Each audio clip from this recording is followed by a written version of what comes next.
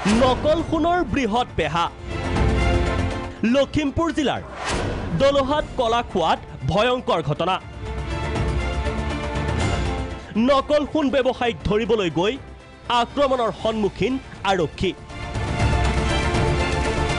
চাওক কেনেদৰে এই কলা ব্যৱসায়ী চক্ৰটোৱে আক্ৰমণ কৰি গুৰুতৰভাৱে আহত কৰে এই দুই আৰক্ষীক আক্ৰমণৰ নেতৃত্বত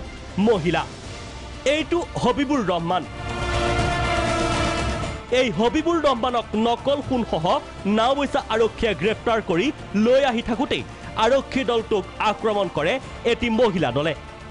গুৰুতৰভাৱে আহত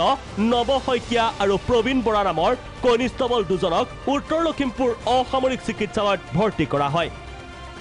ইতিমধ্যে আৰক্ষীৰ জালত পৰিছে 4 নকল সোণ ব্যৱসায়ী উল্লেখ্য যে নাওবৈচা আৰু বঙালমৰাত নকল সোণ ব্যৱসায়িক লৈ প্ৰাগ নিউজে একাধিকবাৰ বাতৰি সম্প্ৰচাৰ কৰি আহিছিল